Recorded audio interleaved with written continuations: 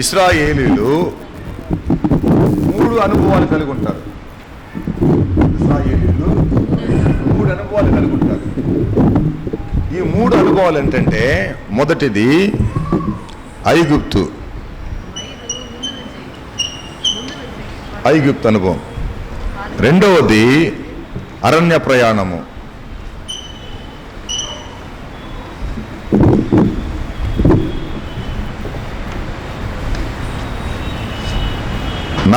మూడవది స్థిర నివాసము.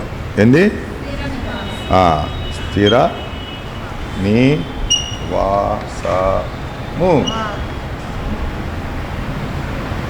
ఈ మూడు అనుభవాలు ఇజ్రాయేల్ ప్రజలకు వాళ్ళ జీవితాల్లో ఈ 3 అనుభవాలు మనకు కనిపిస్తాయి. ఐగుప్తు అనుభవం ఏంటి చెప్పాలి? బానిసత్వము అనగా దాసత్వము.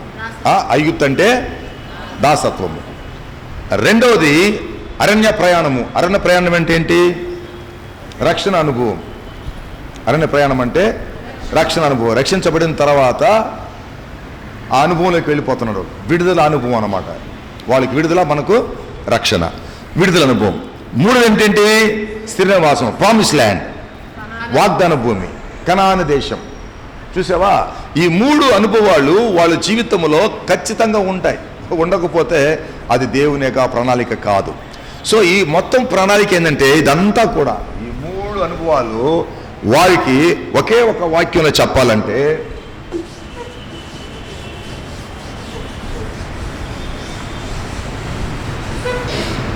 విడుదల.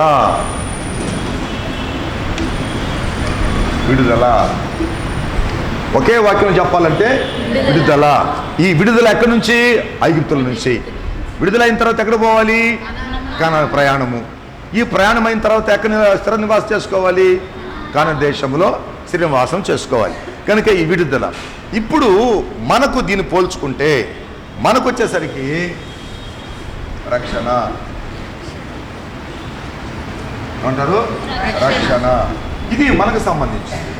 వారికి సంబంధించిందేమో విడుదల, మనకు సంబంధించింది రక్షణ.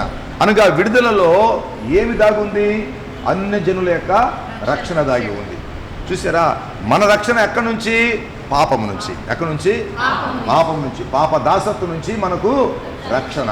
కనుక ఈ రక్షణ అనేటువంటి రక్షణ అనుభవ ప్రయాణము, రక్షణలో ప్రయాణము, రక్షణ ప్రయాణం. ఎక్కడికి? ఎక్కడికి పోతున్నాం? పరలోకానికి. రక్షణ ప్రయాణము అంటే రక్షింపబడిన తర్వాత రక్షణ ప్రయాణము. 3 ఏంటది? పరలోకము. అంటే మనం రక్షించబడిన తర్వాత మన రక్షణ ప్రయాణంలో ఉన్నాం. అనగా విశ్వాస ప్రయాణంలో ఉన్నాం. ఈ విశ్వాస యాత్రలో ఉన్నాం. విశ్వాస యాత్ర, విశ్వాస ప్రయాణము, విశ్వాస మార్గము ఇవన్నీ కూడా ఎక్కడికి పోవాలి? మన పరలోకానికి. ఇది మన స్థిర నివాసం. వాళ్ళ స్థిర నివాసం వచ్చి కనాను దేశం. మన స్థిర నివాసము పరలోక రాజ్యం. వాళ్ళది అరణ్య ప్రయాణం అయితే మన రక్షణ ప్రయాణం అనగా యాత్ర, రక్షణ యాత్ర మంది. వారికి విడుదలైతే మనకు రక్షణ. కనుక ఈ ప్రత్యక్ష గుడారం ఎక్కడికి వచ్చిందంటే వారిని విడుదల ఇచ్చిన తర్వాత, ఆమేన్,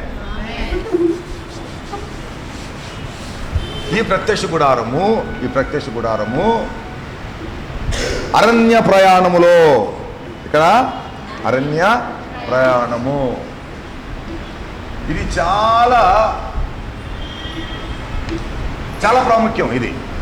ఎందుకంటే ప్రత్యక్ష గుడారము అరణ్య ప్రయాణములో ఉన్నప్పుడే ప్రత్యక్షపరచబడింది. ఆమేన్. అరణ్య ప్రయాణములో ఉన్నప్పుడే ప్రత్యక్ష గుడారం గురించి ప్రభు చెప్తున్నాడు. ఏమో దేవుడు చెప్తున్నాడు. ఏం చెప్తున్నాడంటే, నాకు వాళ్ళ ఒక పరిశుద్ధ స్థలము ఏర్పాటు చేయాలి. ఆ పరిశుద్ధ స్థలములో నేను వారి మధ్య నేను నివసించాలి అని ఈ అరణ్య ప్రయాణంలో ఆయన కోరుకున్నాడు. ఐగుప్తులో కోరుకోలే,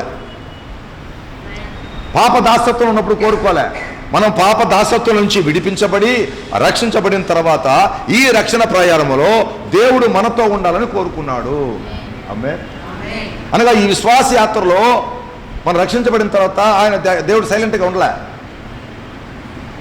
రక్షణ ఇచ్చింది ఆయనే, రక్షణ ప్రయాణంలో తోడుగా ఉండేది ఆయనే. కనుక మనము ఈ ప్రత్యక్ష గుడారం అనేది అరణ్య ప్రయాణంలో ప్రత్యక్షపరచబడింది. అరణ్య ప్రయాణంలో దేవుడు చెప్పాడు. కనుక ఈ ప్రత్యక్ష గుడారము అరణ్య ప్రయాణంలో ఉన్నప్పుడు మనకు చాలా అవసరము. ఈ అరణ్య ప్రయాణంలో అనగా విశ్వాస యాత్రలో మనం ఉన్నప్పుడు ఈ దేవుని యొక్క మందిరము మనకు అవసరము, ఈ ప్రత్యక్ష గుడారము అవసరము. హల్లెలూయా. సరే, బాగానే.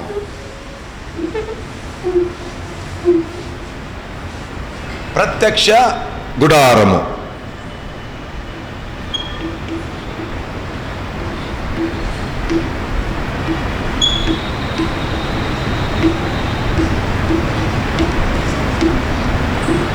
ప్రత్యక్ష మరియు గుడారం ఏంటంటది?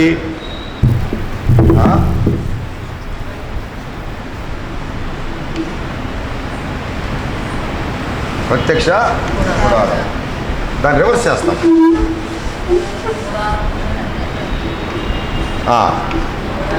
గుడారము ప్రత్యక్షత.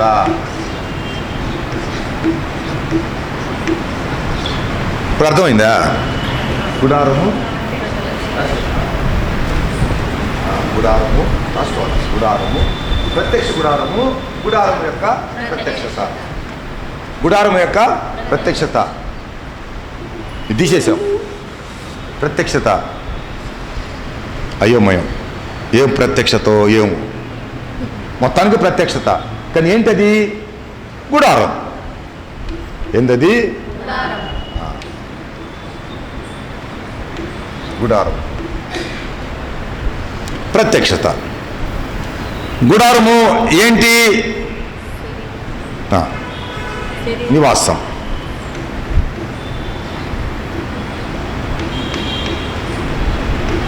నేను వారి మధ్యలో నివసించినట్లు. ప్రత్యక్ష గుడారం అంటే నివాసం.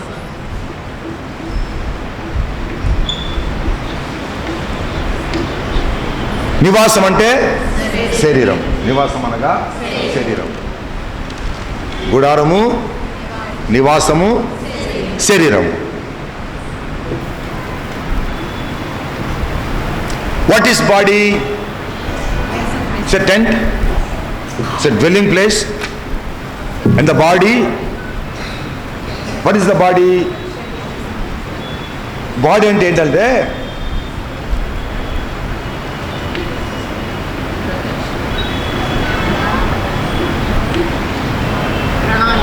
ప్రణాళిక. బాడీ ఏంటంటే ఎవరి ప్రణాళిక? దేవుని యొక్క ప్రణాళిక. సో దేవుని యొక్క ప్రణాళిక ప్రత్యక్షత. దేవుని యొక్క ప్రణాళిక ప్రత్యక్షత. కనుక దానికి సింపుల్గా ప్రణాళిక, శరీరము, నివాసము, గుడారం. సో గుడారం అంటే నీకు అర్థం కాదు వెంటనే. గుడారం ప్రత్యక్షత అంటే నీకు అర్థం కాదు. ప్రత్యక్ష గుడారం అంటే అర్థం కాదు. పరిశుద్ధాత్మ దేవుడు మాట్లాడను కాక. అనగా ఆయన ప్రణాళిక ప్రత్యక్షపరుస్తున్నాడు. దేని ద్వారా? గుడారం ద్వారా. చూసారా? గుడారం ద్వారా దేవుని యొక్క ప్రణాళికను ఆయన ప్రత్యక్షపరుస్తున్నాడు కాబట్టి ప్రత్యక్ష గుడారం అయింది. సో ప్రత్యక్ష గుడారం ఏం చేయబోతున్నాడు? ఆయన ప్రణాళిక, ఆయన ప్రణాళిక ప్రత్యక్షపరుస్తున్నాడు. ఏమని ప్రత్యక్షపరుస్తున్నాడు? నా కొరకు ఒక స్థలము మీరు సిద్ధపరచాలి. ఆమేన్. నేను ఆ స్థలములో నివసిస్తాను. కనుక నేను ఒక ప్రణాళిక ప్రకారము ఒక గుడారము. ఏంటిది? గుడారం. ఏం చెప్పాను మళ్ళీ దాన్ని? ఇంకొకటి నివాసం. ఇంకేం చెప్పాను? అంతేనా? శరీరం. ఇంకేం చెప్పాను? ప్రణాళిక. గుడారము ఈజ్ ఈక్వల్ టు నివాసము, నివాసం ఈజ్ ఈక్వల్ శరీరము, శరీరం ఈజ్ ఈక్వల్స్ ప్రణాళిక. అనగా ఇదేంటి? ఇప్పుడు ఇది ఈ ప్రత్యేక గుడారము దేవుని యొక్క ప్రణాళిక. కనుక దేవుని యొక్క ప్రణాళిక ప్రత్యక్షపరచబడము అనగా ఇందులో ఏం కనిపిస్తుంది నీకు? దేవుని యొక్క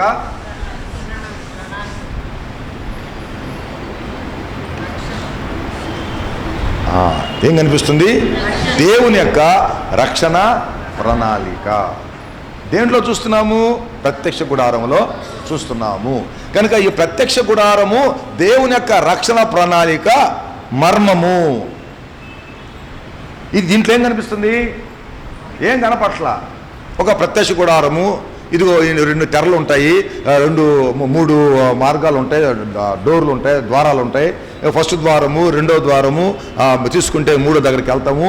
అనగా కోర్టు, అనగా దాన్ని ఏమంటారంటే కోర్టు వచ్చేసి holy place, most holy place అనగా ఆవరణము, పరిశుద్ధ స్థలము, అతి పరిశుద్ధ స్థలము. ఇది చూడడానికి ఎట్లంటే ఏదో ఒక దేవుణ్ణి ఆరాధించడానికి ఒక స్థలం ఏర్పాటు చేసినట్టుగా అనిపిస్తుంది, కానీ ఇందులో రక్షణ ప్రణాళిక అనేది ఉంది. ఈ రక్షణ ప్రణాళిక ఏంటంటే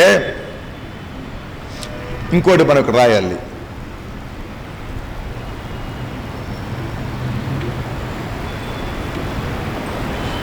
అది చేయాలని ఇది కలిపితే సంపూర్ణ రక్షణ ప్రణాళిక, సంపూర్ణ రక్షణ ప్రణాళిక అనేది మనకు అర్థమవుతుంది ఈ ప్రత్యక్ష గుడారంలో. లేకపోతే మనకు అర్థం కాదు. ఓకేనా? అందుకే సంపూర్ణ రక్షణ అంటే ఏంది? అందరికీ ఇశ్రాయేలు ప్రజలకు, అన్యజనులకు కలిపి సంపూర్ణ రక్షణ ప్రణాళిక. కానీ ఇది ఇశ్రాయేలు ప్రజలకు అర్థం కాల. ఇది మర్మంగానే ఉండిపోయింది.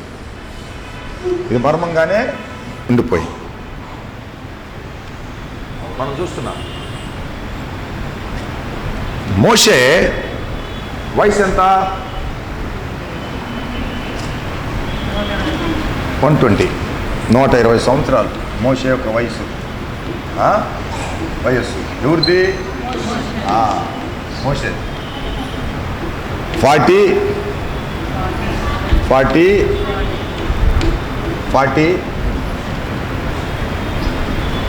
ఈ 40 మూడు భాగాలు.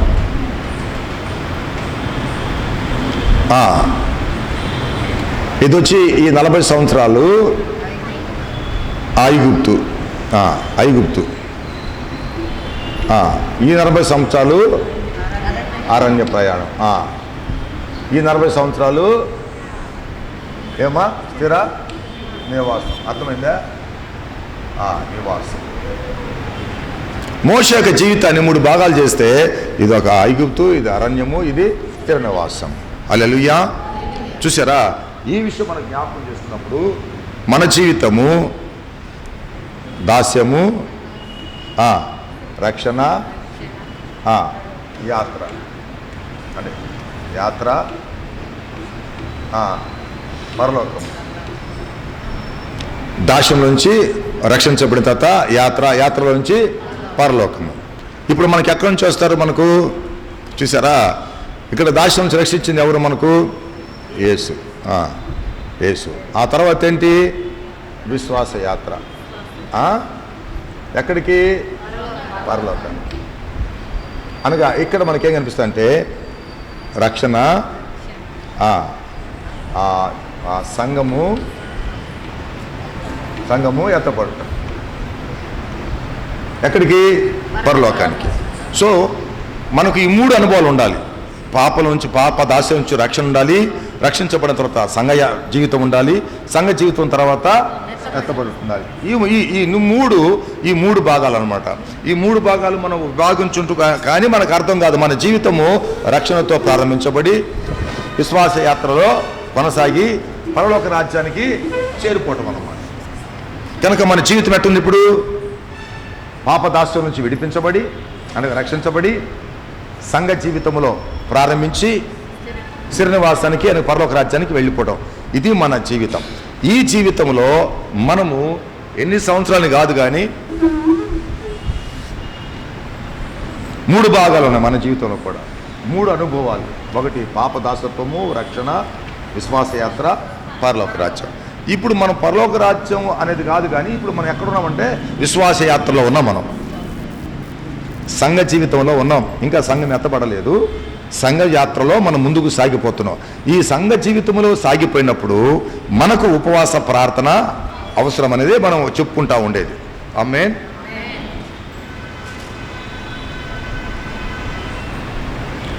అంటే ఒకటి ఏమంటే బాండేజ్, రెండోది ఏమంటే పిల్గ్రిమేజ్, మూడోది ఏంటంటే పర్మనెంట్ ప్లేస్ అన్నమాట. 3 విషయాలు మనం జ్ఞాపకం చేసుకున్నాం. ఇప్పుడు మనం చదవాల్సిన మాట ఏంటంటే సామెతలు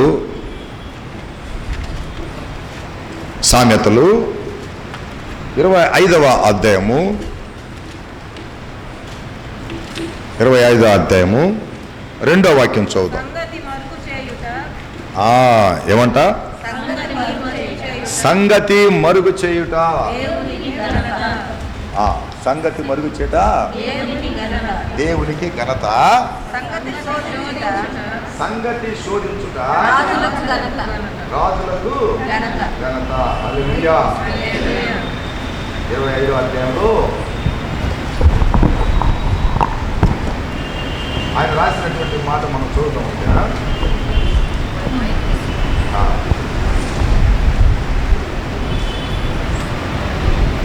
It is the glory of God to conceal things, but the glory of kings is to search things out. రాజులేక ఏ విషయం ఏంటంటే మనం ఎవరు తెలుసా? యాజులైన యాజక సమూహం. చూసారా, దేవుడు ఏం చేస్తున్నాడు? సంగతిని మరుగు చేస్తున్నాడు. రాజులు ఏం చేస్తున్నారు? దాన్ని శోధిస్తున్నారు, తెలుసుకోవడానికి ప్రయత్నం చేస్తారు. శోధించడం, తెలుసుకోవడం ప్రయత్నం చేయడం. ఇప్పుడు మనం ఏం చేస్తున్నాము? తెలుసుకోవడానికి ప్రయత్నం చేస్తున్నాం. ఇదేంటయా ఇది? ఈ ప్రత్యక్ష గుడారం ఏంటి? దీని వ్యవహారం ఏంటి? 3 భాగాలు ఏంటి? అసలు ఎందుకు దీన్ని దేవుడు ప్రత్యక్షపరిచాడు? ఆ గుడారం అనేది ఏంటి? ఆ ప్రత్యక్షపరిచే గుడారాన్ని ఎందుకు ప్రత్యక్షపరిచాడు అంటే మనం 4 విషయాలు తెలుసుకున్నాం. ఒకటి గుడారము, నివాసము, శరీరము, ప్రణాళిక. అనగా ఇది దేవుని యొక్క ప్రణాళిక. రక్షణ అనేది దేవుని యొక్క ప్రణాళిక. అదే అపోస్తలుడు పౌలు చెప్తాడు, ఈ రక్షణ అనేది దేవుని యొక్క ప్రణాళిక. కనుక ఈ దేవుని యొక్క రక్షణ ప్రణాళిక మనము పాత నిబంధనలో మనము ప్రత్యక్ష గుడారం ద్వారా తెలుసుకుంటున్నాము. ఇటు పక్క అందరికీ ఏం కనపడట్లా, మీరు కూర్చున్నారు కాబట్టి మీకేం తెలియట్లా. నాకు ఎంత బాధగా ఉందంటే వీళ్ళకేం కనపట్ల, పాపం వింటూ ఉన్నారు.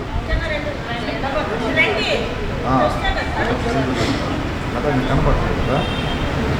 కనిపిస్తుందా? వినపట్లా? కనపడుతుందా? ఓకే, జరిగినప్పుడు అట్లా మీకు కనిపిస్తుంది, ఇటు పక్క జరిగినప్పుడు. ఓకే, ఇప్పుడు మనం ఏం చేయాలంట? వాక్య ప్రకారము సంగతి మరుగు చేయుట దేవునికి ఘనత, సంగతి శోధించుట రాజులకు ఘనత. ఇప్పుడు మనము ఈ సంగతిని శోధించుటకు లేక తెలుసుకున్నటకు మనం ప్రయత్నం చేస్తున్నప్పుడు మనలో ఎవ్వరికి జ్ఞానం లేదు. మనము ఎవరు కూడా యోగ్యులం కాదు. చెప్పడానికి నాకు కానీ వినడానికి మీకు కానీ ఎవ్వరికి యోగ్యత లేదు. కనుక వివరించుటకు పరిశుద్ధాత్మ దేవునికే తగును. హల్లెలూయా. పరిశుద్ధాత్మ దేవుడు తప్ప, ఆయన ఏర్పాటు చేసిన ప్రణాళిక ఆయనకే తప్ప మనకి ఎవరికి తెలియదు. కనుక మనకు తెలియాలంటే ఆయన పాదాలు పట్టుకోవాలి. దేవాన్ని పాదాలు పట్టుకుంటున్నాను, నాకు తెలియజేయి.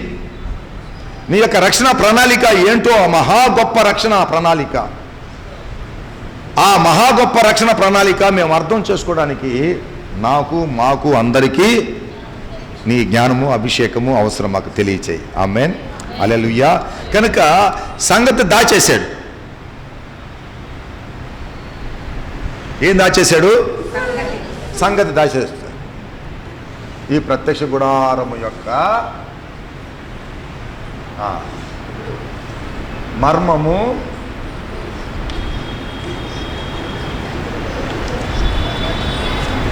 ఈ ప్రత్యక్ష గుడారం యొక్క మర్మము. It's a mystery. The tabernacle is a mystery of God. దేవుని యొక్క మర్మమే ఈ ప్రత్యక్ష గుడారము. మర్మం అంటే ఏంటి? ముడి. ముడి అంటే ఏంటి? మరుగుపరచడం అంట. ముడి. ఈ మర్మమే ముడి. ఈ మర్మము మనం ముడి విప్పాలంటే మన వల్ల ఏ పని కాదు. అది దేవుడే విప్పాలి, దేవుడే తెలియచేయాలి. ఈ మర్మమును వివరించడానికి దేవునికి ఒక్కనికే సాధ్యం, మనకి ఎవరికి సాధ్యము కాదు. కనుక ఈ ప్రత్యక్ష గుడారము అనేదే ఒక మర్మం. చూసారా? ఈ మర్మాన్ని మనం తెలుసుకోవడానికి ప్రయత్నము చేస్తున్నాం. చేసేటప్పుడు మనం ఇంకొక వాక్యం మనము వరుసగా చదవాలి, ఓకేనా?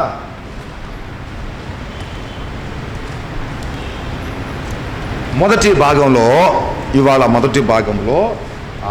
మనము నేర్చుకోవాల్సినటువంటి విషయము ప్రకటన గ్రంథం.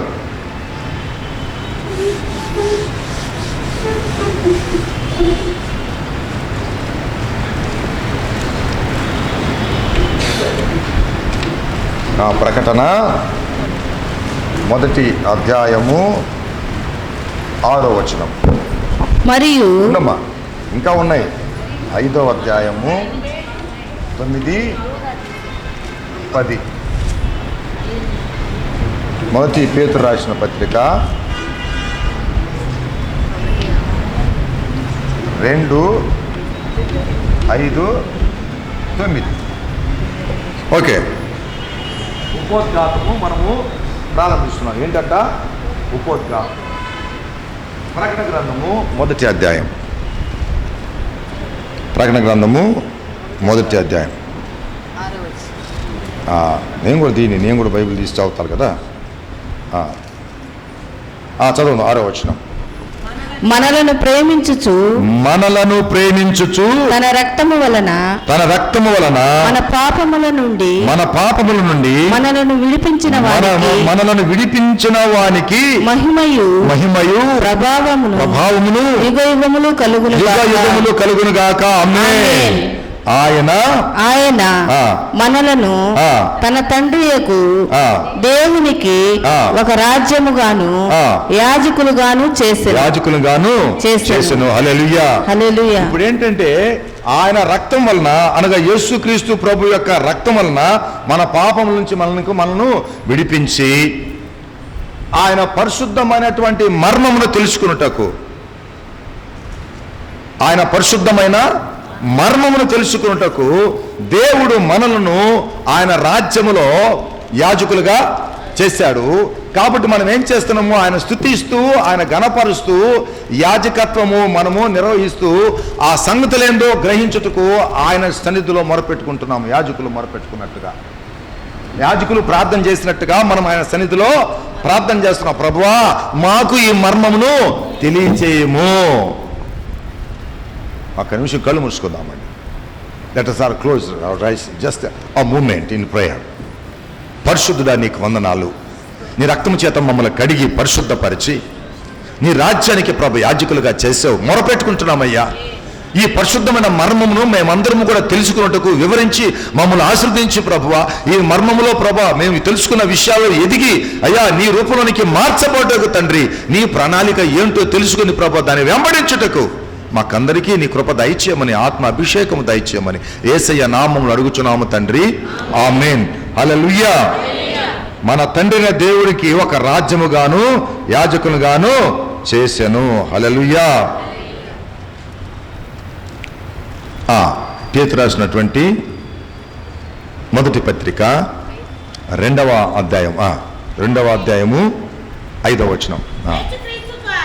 యేసుక్రీస్తు ద్వారా దేవునికి అనుకూలములకు ఆత్మ సంబంధమైన బల్లర్పించుటకు పరిశుద్ధ యాజకులుగా ఉండునట్లు మీరును సజీవమైన రాళ్ళవలె ఉండి ఆత్మ సంబంధమైన మందిరముగా కట్టబడుచున్నారు. హల్లెలూయా. చూశారండి, ఇప్పుడు మనము ఆలోచన చేసేటువంటి ఈ ఆలోచన, ఈ ప్రత్యక్ష గుడారం అనేటువంటిది ఇది ఆత్మ సంబంధమైనది. చూడ్డానికేమో శరీర సంబంధంగా కనిపిస్తుంది. చూడ్డానికి ఎలా కనిపిస్తుంది? శరీర సంబంధంగా కనిపిస్తుంది. కానీ ఇలాంటిది ఇది ఆత్మ సంబంధమైన మందిరం. ఆమేన్. హల్లెలూయా. అందుకని పేతురు రాస్తాడు, ఇది ఆత్మ సంబంధమైనటువంటి మందిరమే కానీ శరీర సంబంధమైనది కాదు. కనుక మనము శరీర సంబంధంగా భౌతికంగా కనిపించినప్పటికీ ఈ కొలతలు కానీ ఈ వస్తువులు కానీ ఇవన్నీ కూడానండి అవి ఆత్మ సంబంధమైనవి అని చెప్తాడు. చూసారా? 9వ వాక్యం.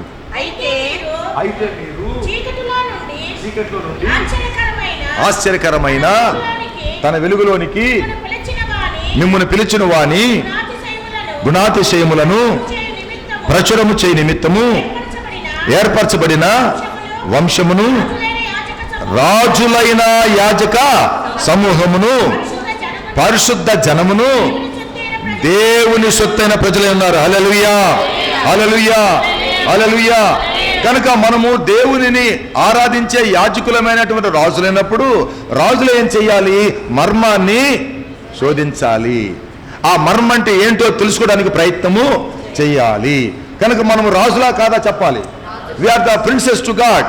దేవునికి మనము మరి యువరాజులము, రాజుల మనం ఏం చేయాలంటే ఆ మర్మాలు ఏమైతే ఉన్నాయో ఆ మర్మాన్ని తెలుసుకోవడానికి మనం ప్రయత్నం చేయాలి. అలా ప్రయత్నం చేయటానికే ఈ యొక్క ఉపవాస ప్రార్థన. ఉపవాస ప్రార్థనలో ఉంటేనే దేవుడు మనకు మర్మాలు బయలుపరుస్తాడు. ఉపవాస ప్రార్థన అర్థం ఏంటంటే దేవునితో సహవాసం చేస్తూ ఉంటేనే. we have to be continue with the Lord in fast and praying. మనం ఉపవాసం ఉండి ప్రార్థన చేస్తూ దేవునితో మనం సహవాసం చేస్తున్నప్పుడు ఏమైతే మర్మాలు దేవుని యొక్క వాక్యములో ఉన్నాయో ఆ మర్మములు తెలుసుకున్నట్టుకు అవకాశం ఉంది. ఆమేన్, హల్లెలూయా. ఫర్ ఎగ్జాంపుల్, దానియేలు ఆయన స్నేహితులతో కూడా ఏమండి, దానియేలు గందరగోళానికి తిరిగి చెప్పాలంటే ఉంటే మంచిది. స్తోత్రం. అరే రేపు నుంచి నాకు కాలర్ మైకి పెట్టండి రా. దానియేలు దేవుని యొక్క మర్మములు తెలుసుకోవడానికి ఒక కష్టం వచ్చినప్పుడు రాజు కలగన్నటువంటి కళను తెలుసుకోవడానికి, దాని భావము తెలుసుకోవడానికి కళ తెలుసుకోవాలి, దాని భావము కూడా తెలుసుకోవాలి. తన ముగ్గురు శత్రుఘ్, మేషక్, అబేద్నెగో ఈ ముగ్గురు స్నేహితులను పిలుచుకొని, అరే మనం ఉపవాసం ఉండి ప్రార్థన చేద్దాం రారా, మన దేవుడు గొప్పవాడు, వీళ్ళకి ఆ సంగతి తెలియదు. కనుక రాజు కూడా ప్రశ్న వేసింది మంచిదే అయింది. మనమేంటో ఈరోజు వాళ్ళకి తెలియాలి, మన దేవుడు అంటే ఎవరో వాళ్ళకి తెలియాలి. అలా తెలియాలంటే మన దేవుని పాదాలు పట్టుకోవాలి. అప్పుడు వాళ్ళు అడిగారు, అదేంటిది ఇంత అర్జెంటుగా వచ్చి ఇలాగ చెప్తున్నావంటే, రాజు ఒక కళ కన్నాడట, ఆ కళ చెప్పమంటే ఆయన చెప్పట్లేదు. నేను కళ చెప్తే మీరేంట్రా దాని భావం చెప్పేదే? నెలనే భలే జ్ఞానులంట, జ్ఞానులు భలే గాయడి వాళ్ళంట, భలే మంత్రగాళ్ళంట, భలే జ్యోతిష్కం చెప్పేవాళ్ళంట. అబ్బా మేము మొఖాలు చూడట్టున్నాయా, నేను కళ కన్నాను, ఆ కళను చెప్పలేని వాళ్ళు మీరేంట్రా గొప్ప, అసలు మన ఇప్పుడు దాకా మమ్మల్ని మోసం చేస్తున్నారు మీరు. నాకు జ్యోతిష్కమని, నాకు అదని ఇదని చెప్పి నన్ను మోసం చేస్తున్నారు, మిమ్మల్ని అందరిని చంపేస్తా. ఇప్పుడు దాకా అబద్ధాలు చెప్పి నన్ను మోసం చేశారు. నిజంగా మీకు ఆ శక్తి ఉంటే నేను ఏం కళ కన్నానో ఆ కళ చెప్పండి, దాని భావం కూడా. ఇంకేముంది, నోట్లో ఎలక్కాయ పడిపోయింది, వెలగపండి తింటే మనం కూడా మింగలేం. చూసారా, రాజా రాజా దయచేసి నీ కళ చెప్పయ్యా. యా నేను చెప్పను, ఒక్క ముక్కను చెప్పయ్యా, ప్రారంభము చెప్పను, పోనీ మధ్యలో ఒక వాక్యం నేను చెప్పను, చివరిలో ఏం జరిగింది అది కూడా చెప్పను, మొదటి నుంచి చివరి వరకు మీరే చెప్పాలా. దాని కళ భావం కూడా మీరే చెప్పాలి, లేకపోతే చంపేస్తాను. ఈ వార్త అడిజరి దానియేలుకి తెలిసింది. దానియేలు దేశంలో జ్ఞానవంతుడిగా చాలా పేరు ప్రతిష్టలు పొందినటువంటి వాడు. అప్పుడు దానియేలు ఇంటికి వచ్చి అందరితో కలిసి మోకరించి ప్రార్థన చేస్తుంటే అప్పుడు ఏం చెప్పాడంటే, దానియేలు ఇదిగో మర్మములు బయలుపరచు దేవుడు పరలోకమందు ఉన్నాడు. హల్లెలూయా, హల్లెలూయా, హల్లెలూయా. మర్మములు బయలుపరచు దేవుడు పరలోకములో ఉన్నాడు. ఆమేన్. కనుక నువ్వు వాక్యం చదువుకుంటే కాదు, ఆ వాక్యములో మర్మము ఏదైతే దాగి ఉందో దాన్ని తెలియచేయడానికి మన దేవుడు ఉన్నాడు. దాన్ని తెలుసుకోవాలంటే ఉపవాస ప్రార్థన, ఆయనతో సహవాసం చేయటమే. ఆయనతో సహవాసం చేస్తే ఆ వాక్య భాగం ఏమిటో ఆయన మనకు తెలియజేస్తాడు. కనుక మనము ప్రయత్నం చేస్తున్నాము, ఈ ప్రత్యక్ష గుడారం గురించి మనం తెలుసుకోవాలని ప్రయత్నం చేస్తున్నాము. ఆ ప్రయత్నం చేసేటప్పుడు ప్రతి ఒక్కరు కూడా, నువ్వు నేను కూడా ఉపవాస ప్రార్థనలో ఆయన సన్నిధిలో కనిపెట్టాలి. ఆమేన్. కనిపెడితే ఇప్పుడు నాకు తెలియని విషయాలు చాలా ఇందులో బయలుపరచబడ్డాయి. నేను ముందు చెప్పిన వాక్యాల కంటే ఇప్పుడు చెప్తున్న వాక్యం డిఫరెంట్గా ఉంది, నాకు అర్థం కావట్లా. నేను ముందు చెప్పింది కదా, నేను ముందు చెప్పిన ఇవే కొత్త ఏమైనా వచ్చేస్తున్నాయి ఇందులోకి, ఆ వివరణ అంటే ఎట్టుందో నాకే అర్థం కావట్లా. సో ఈ ప్రత్యక్ష గుడారం అంటే దేవుని యొక్క ప్రణాళికని, అది సంపూర్ణ రక్షణ ప్రణాళికని, అది యూదులకు అన్యులకు కలిపి దేవుడు సంపూర్ణంగా ఏర్పాటు చేశాడని, అది మర్మంగా పాత నిబంధన గ్రంథములో మోషేకు ఆయన బయలుపరిచాడని, ఆ బయలుపరచబడినటువంటి ప్రత్యక్ష గుడారములో అందరము ఉన్నామని. ఆమేన్. అందరం ఉన్నాం, యూదులున్నాము, అన్యజనులు అందరూ ఉన్నాము ఆ ప్రత్యక్ష గుడారంలో. కనుక మన కొరకు ఆ ప్రణాళిక ప్రత్యక్షపరచబడినప్పుడు అందులో మనం ఎలాగా ఉన్నామో అని తెలుసుకోవడానికి, ఆయన రక్షణ ప్రణాళిక, సంపూర్ణ రక్షణ ప్రణాళిక మన పట్ల ఏమైందో అది తెలుసుకోవడానికి దేవుడు మన కృప అనుగ్రహించును గాక. ఆమేన్. కనుక ఆ యొక్క ప్రత్యక్ష గుడారములో ఏమైతే ఉన్నాయో అది ఆ నిర్మాణము, ఆ నిర్మాణ వస్తువులు, అందులో వాడిన ఖనిజాలు, కొలతలు, వస్త్రాలు, ఇవన్నీ కూడా విప్పబడకుండా ముడివేయబడి ముద్ర వేయబడి మర్మముగా దాచబడి ఉన్నాయి, కప్పబడి ఉన్నాయి. ఇవన్నీ ఆత్మ సంబంధమైన సత్యములు కలిగి దాచబడిన మర్మంగా ఉన్నవి. వాటిని విప్పి దాచబడిన దేవుని ఆశీర్వాదములు వెలికి తీయడమే మనము చేయుచున్న ప్రయత్నం. ఇవన్నీ కప్పబడిపోయి ఉన్నాయి, ముడివేయబడి ఉన్నాయి, మర్మముగా దాచబడి ఉన్నాయి. వాటన్నిటిని మనం వెలికి తీయాలంటే ఉపవాస ప్రార్థన తప్ప ఇంకొక మార్గము లేదు. ఆయన పాదాలు పట్టుకుని, అయ్యా అయ్యా అయ్యా అయ్యా అయ్యా నీ వాక్యం మాకు తెలియచేయ్యా, నీ ప్రణాళిక తెలియచేయ్యా, ఈ సంపూర్ణ రక్షణ ప్రణాళిక మాకందరికీ అర్థమయ్యేటట్టు చేయయ్యా అని కన్నీళ్ళు పెట్టి ఏడ్చి ఆయన పాదాలు పట్టుకుంటే అప్పుడు ఆయన మనకు బయలుపరుస్తాడు. ఆమేన్. హల్లెలూయా. ఇప్పటి వరకు మనం విన్నది చాలా సంతోషం. టైం ఎంతని తెలుసా? తెలియదు కదా. 3:10 అయిపోయింది. మేము 4 గంటలకు ఊరికి పోవాలా? మీకు ఇక్కడ 3:30 ఉంటే అట్లా చూసారా? సాయంత్రం జగజీవన్ పాస్టర్ గారు వస్తారు. నేను లేకపోతే ఇంకా ఎవరో ఒకరు ఏర్పాటు చేసుకోవాలి కదా. ప్రార్థన మాత్రం ప్రార్థన కొనసాగిస్తాము, కానీ నేను రాకపోతే ఇంకొక పాస్టర్ వస్తే దాన్ని ముగిస్తాడు. దానికి స్తోత్రం. కనుక మీరు ఇప్పుడు ఉండాలని ఉందా, పోవాలని ఉందా? ఏమో ఉండాలన్నా పోవాలని ఎట్లా ఉండాలని ఉందా? మరి నేను మాత్రం ఏం చేయలేను, నేను మాత్రం పోవాలన్నా. నేను ఇంటికి వెళ్ళి నేను సిద్ధపడి మళ్ళీ నేను కారు వేసుకుని నేను అంత దూరం పోవాలంటే నేనే డ్రైవ్ చేయాలి. మళ్ళీ అక్కడ నేనే వాక్యం చెప్పాలి, నేనే యోగుల కొరకు ప్రార్థన చేయాలి, మళ్ళీ అక్కడి నుంచి నేనే డ్రైవ్ చేసుకొని రావాలి. ఎందుకంటే ఉదయాన్నే మళ్ళీ 5:30కి మేడగది ప్రార్థన ఉందిగా, మేడగది ప్రార్థనకి నేను మళ్ళీ హాజరు అవ్వాలి, మళ్ళీ మీ దగ్గరికి మళ్ళీ రావాలి కదా, మళ్ళీ సాయంత్రము రావాలి. మీరేముంది తినేసిపోతారు, ఏమో తెచ్చారు కదా అని తినేసిపోతారు మీరు, ఇదేముంది. కనుక నేను చెప్పేటువంటి రిక్వెస్ట్ ఏంటంటే, నా విన్నపం మా కోసం ప్రార్థన చేయండి. నేను ఒక కారులో బయలుదేరుతున్నాను, కుమారు ఒక కారులో బయలుదేరుతున్నాడు. ఇవాళ అక్కడ చర్చి పుట్టినరోజు కొత్తపేట సంఘం పెద్ద పాస్టర్ గారు ప్రారంభించారు. ఇప్పుడు దానికి దరిదాపు 49 సంవత్సరాలు ఏమో అవుతుంది. దానికి వెళ్ళి అక్కడ వాళ్ళకి భోజనాలు పెట్టి వారికి వాక్యం చెప్పి వారి కోసం ప్రార్థన చేసి రావాలి. దరిదాపు 110-115 కిలోమీటర్ల దూరం ఇక్కడ నుంచి, అంత తక్కువేం కాదు. కనుక మిమ్మల్ని అందరం తీసుకెళ్ళని ఆశ, కానీ ఒకరోజు వస్తుంది. ఒకరోజు వచ్చినప్పుడు మిమ్మల్ని అందరూ కూడా తీసుకెళ్తాను. దేవుడు ఈ యొక్క ప్రవచనాన్ని దీవించును గాక. మరి మీరేంటంటే ఈ పరిశుద్ధాత్మ నడిపింపు కొరకు ప్రార్థన చేయండి. నేను ఈ వాక్యము పూర్తి చేయాలంటే దేవుని యొక్క నడిపింపు మనకందరికీ కావాలి.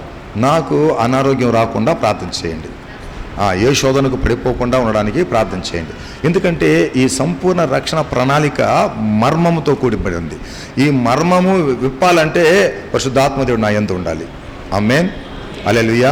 నేను మట్టాను కదండి, ఈ మట్టి ఎప్పుడు మట్టే, అది ఎప్పుడూ మట్టిగానే ఉంటుంది. కానీ దాన్ని దేవుడు మహిమగా మారిస్తే గొప్ప ఆశీర్వాదాలు ఉంటాయి. ఆమేన్. కనుక ఆయన చేతిలో నేను మహిమగా మార్చబడడానికి మీ ప్రార్థన ఎంతో అవసరం. కనుక మీరు ఎప్పుడైనా ఇంటికి వెళ్ళిన తర్వాత ప్రార్థన అనేటువంటి ఒక వాక్యం మీకు కానీ జ్ఞాపకం వస్తే, అయా మా పాస్టర్ గారిని ఆశీర్వదించాయా, ప్రత్యక్ష గుడారం చెప్పడానికి ఆత్మపూర్ణుడిగా చేయి ప్రభువా, ఆత్మజ్ఞానంతో నింపు ప్రభు అని ఒక మాట చెప్తా ఉండండి. మీరు ఏ సమయంలోనైనా ఎప్పుడైనా ఉపవాస ప్రార్థన, ప్రత్యక్ష గుడారం అనేటువంటి సబ్జెక్ట్ మీ మనసులోకి వస్తే ఒక మాట ప్రభుకి వేసేసేయండి. ఆయనకు ఒక వేసేస్తే ఒక విన్నపం ఆయన చూసుకుంటాడు దాని సంగతి. ఇంకా ఆమేన్. హల్లెలూయా. సో ఇప్పుడు దాకా సంతోషంగా ఉన్నారా?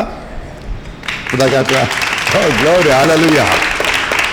దేనికి స్తోత్రం. మీ అందరి కోసం ప్రార్థించాలని ఆశ, మీ అందరూ కూడా ఆత్మలు ఎదగాలని ఆశ, మీరందరూ కూడా ఈ ప్రత్యక్షత, ఈ మర్మం తెలుసుకోవాలని ఆశ. అది నాతో చనిపోకూడదు, నాతో భూస్థాపితం కాకూడదు. ఇది ఇంకా అందరికీ అది వివరంగా తెలియచేయబడాలి. అందరూ ఎదగాలని ఒక ఆశతో ఈ యొక్క ఉపవాస ప్రార్థన 40 దినాలు ముగించాలి. వీలైతే ముగించగలము, లేకపోతే లేదు. మొత్తానికి ముగించాలని మాత్రం ఆశ. ప్రార్థన చేసుకుందాం. ప్రేమగల తండ్రి, పరిశుద్ధుడా, నీకు వందనాలు, స్తుతులు, స్తోత్రాలు. ఈ ప్రత్యక్ష గుడారాన్ని ఉపవాస ప్రార్థనలో నీవు మాకు ఒక ప్రణాళిక ద్వారా ఏర్పాటు చేసావు. ఇది నీ చిత్తం లేకపోతే ఇది జరగదు. నీ చిత్తం లేకపోతే మేము నిలబడలేము, మేము కూర్చోలేము, నీ మందిరానికి రాలేము. నువ్వు ఏర్పాటు చేసావు గనక మేము చెప్పగలుగుతున్నాము, వినగలుగుతున్నాము, ఎదగగలుగుతున్నాము. నీకు వందనాలు, స్తోత్రాలు. ఆశీర్వదించండి. మమ్మల్ని రాజులైన యాజక సమూహంగా చేసినందుకై, పరిశుద్ధ జనముగా చేసినందుకై నీకు వందనాలు. ఈ పరిశుద్ధ మర్మమును ప్రభ తెలుసుకున్నట్టుగా పరిశుద్ధ ఆత్మదేవ నీవే యోగ్యుడు గనక నీవే ప్రభ మాకు బోధించమని, ఈ పరిశుద్ధమైన మర్మాన్ని మాకు తెలియచేయమని, ఈ పరిశుద్ధమైన ప్రత్యక్ష గుడారం యొక్క మర్మము ప్రభు అయ్యా మేమందరం తెలుసుకున్నట్టుకు సహాయము దయచేయి ప్రభు. ఆత్మల ఎదగడానికి, వాక్యంలో ఎదగడానికి ప్రభు నీ కృపను చూపించమని, ఇంతవరకు మాతో మాట్లాడేందుకే స్తోత్రాలు. ఇక ముందు కూడా మాట్లాడి ఆశీర్వదించమని, రేపటి కొరకు మమ్మల్ని సిద్ధపరచమని, వెళుతున్నటువంటి చర్చిడే సందర్భాన్ని ప్రభ కార్యక్రమాన్ని నీవే ముందుండి నడిపించమని, దీవించమని, తిరిగి బిడ్డల ప్రభ గృహాలకు వెళ్తుండగా క్షేమకరంగా తీసుకెళ్ళమని యేసయ్య నామములో అడుగుచున్నాము తండ్రి. ఆమేన్.